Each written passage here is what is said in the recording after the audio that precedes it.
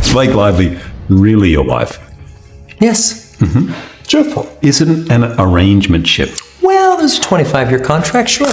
We had such a responsibility to this audience to deliver something. And How old are your girls now? I have no idea.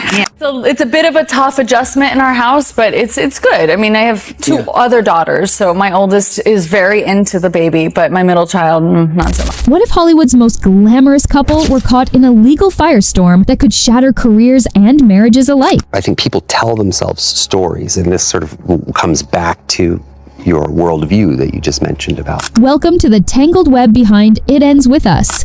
The latest on the legal bombshell that This morning, a new Shocking behind-the-scenes drama from Blake Lively's Hollywood drama. Where Blake Lively's explosive sexual harassment claims against co-star Justin Baldoni spiraled into a staggering $400 million defamation countersuit and somehow dragged Ryan Reynolds and the New York Times into the chaos. The latest on the legal bombshell. Shocking behind-the-scenes drama. Some people are in for the kill. As Baldoni fights to clear his name, hiring Johnny Depp's crisis PR manager and accusing Lively of weaponizing the Not Me Too movement, Reynolds is spotted jetting off solo from JFK, fueling rumors of marital tension. And then there's the strange story of a basement screening. Yes, Baldoni claims he and his family were hidden away beneath the premiere, while social media personality Zack Peter says he was invited to an early screening by Lively and Colleen Hoover before Baldoni even saw it. A surprise, your own truth. Use an insurance policy.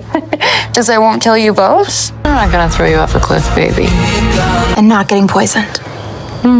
Meanwhile, the drama spills into fiction as Lively reunites with Anna Kendrick for another simple favor, a deadly, stylish sequel full of secrets, betrayal, and a suspiciously timed wedding on the cliffs of Capri. Is it all just Hollywood coincidence? Or something more? Stick around because this story is deeper, darker, and way messier than you think. Ryan Reynolds' recent departure from New York City amid the legal feud between his wife Blake Lively and It Ends With Us co-star Justin Baldoni has sparked widespread speculation about his motivations and the couple's marital dynamic. According to a Daily Mail report, Reynolds was photographed at JFK Airport traveling with his assistant, notably without Lively, during a critical phase of the $400 million defamation lawsuit Baldoni filed against Lively, Reynolds, and her publicist, Leslie Sloan. Baldoni's lawsuit, which accuses Lively of fabricating sexual harassment allegations to seize creative control of their film, also includes a separate $250 million libel claim against the New York Times for its coverage of the dispute. Reynolds and Sloan recently filed motions to dismiss Baldoni's claims, with Reynolds' legal team describing him as a supportive spouse who merely defended Lively against Baldoni's thin-skinned reactions. However, Baldoni's legal team has pushed back, labeling Reynolds a co-conspirator in an alleged smear campaign and urging the court to reject the dismissal request. The timing of Reynolds' trip reportedly to Vancouver for work on Deadpool 4 has fueled rumors of marital strain, though sources close to the couple insist there is no truth to separation claims. Reynolds' absence coincides with reports that Lively is privately grappling with regret over the lawsuit's escalation, which began when she accused Baldoni of creating a hostile work environment, including pressuring her to film a birth scene nearly nude without adequate protections. Baldoni denies all allegations, countering that Lively weaponized Me Too rhetoric to manipulate the narrative and exclude him from post-production decisions. The legal battle has drawn comparisons to high-profile Hollywood disputes, with Baldoni hiring crisis PR manager Melissa Nathan, known for representing Johnny Depp, to rehabilitate his image. Meanwhile, Reynolds' role as a defendant has placed him in uncharted territory, as he typically avoids public controversies. While his legal team frames his involvement as spousal loyalty, Baldoni's attorneys argue Reynolds actively participated in undermining the director's reputation, citing a confrontational meeting where Reynolds allegedly called Baldoni a predator. Industry observers note the case could set precedents for how defamation claims involving spouses are handled, particularly when one partner's career intersects with legal strategy. Lively's camp maintains her allegations are genuine, while Baldoni's team claims text messages prove her intent to bury him professionally. Reynolds' decision to leave New York, whether for work, privacy, or legal distancing, adds another layer to the saga, reflecting the complex interplay between personal loyalty, legal liability, and public perception in high-stakes Hollywood conflicts. The darkly comedic thriller A Simple Favor gets a stylish, suspenseful follow-up with with Another Simple Favor, set to premiere on Prime Video on May 1st, 2024. The newly released trailer reunites Blake Lively and Anna Kendrick as Emily Nelson and Stephanie Smothers, respectively, in a plot brimming with murder, betrayal, and the kind of razor-sharp wit that made the 2018 original a sleeper hit. Directed again by Paul Feig, Bridesmaids, the sequel shifts the action from suburban Connecticut to the sun-drenched Italian island of Capri, where Emily's lavish wedding to a wealthy Italian businessman becomes a backdrop for fresh chaos. The trailer opens with Stephanie, now a successful true crime vlogger, jetting to Capri to attend Emily's opulent wedding. The reunion between the former frenemies is immediately charged with tension, as Emily quips, "Darling, you didn't think I'd get married without my best friend?"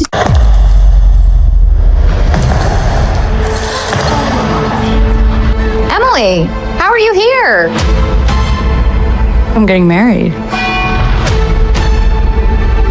Will you be my maid of honor? Did you? A nod to their complicated history of secrets and manipulation. The luxurious setting, complete with cliffside villas and yacht parties, contrasts sharply with the film's darker undertones as Stephanie finds herself drawn into another web of lies, blackmail, and murder. New cast members add layers to the intrigue. Andrew Reynolds, Girls 5 Eva, plays a flamboyant wedding planner whose loyalty is questionable, while Michelle Marone, 365 Days, embodies Emily's enigmatic fiancé, whose family ties hint at mafia connections. Elizabeth Perkins, Weeds, appears as Emily's sharp-tongued mother, delivering biting one-liners, and Alex Newell, Zoe's extraordinary playlist, steals scenes as a glamorous guest with ambiguous motives. Henry Golding, Crazy, Rich Asians, returns as Sean Townsend, Emily's ex-husband, whose presence stirs old tensions, while Bashir Salahuddin, Top Gun Maverick, joins as a suspicious Interpol agent. The trailer teases a plot that balances dark humor with Hitchcockian suspense. Stephanie, still reeling from the events of the first film, reluctantly agrees to document Emily's wedding for her vlog, only to uncover a new mystery, a dead body in the villa's pool, a missing heirloom diamond, and cryptic warnings about Emily's fiancé. "Nothing's ever simple with you, is it?" Stephanie sighs, to which Emily replies, "Where's the fun in simple?" The dynamic between the two leads remains the film's core, with Lively leaning into Emily's icy charisma and Kendrick perfecting Stephanie's nervous energy. Visually, the film leans into its Italian setting, with sweeping drone shots of Capri's turquoise waters and cliffside gardens juxtaposed against claustrophobic neon-lit party scenes. Costume designer Renee Ehrlich-Kalfus, A Simple Favor, once again outfits Lively in show-stopping looks, including a metallic jumpsuit and a blood-red wedding gown, while Kendrick's Stephanie sports pastel sundresses that scream fish. Out of Water, the soundtrack, featuring a haunting cover of Bella Ciao, underscores the film's blend of beauty and menace. Fake's direction promises the same mix of camp and suspense that defined the original, with sharp dialogue and escalating absurdity. One standout scene shows Stephanie accidentally drugging herself at a rehearsal dinner, leading to a slapstick chase through the villa. Another hints at a Gone Girl style twist involving Emily's accidental fall from a balcony. The trailer's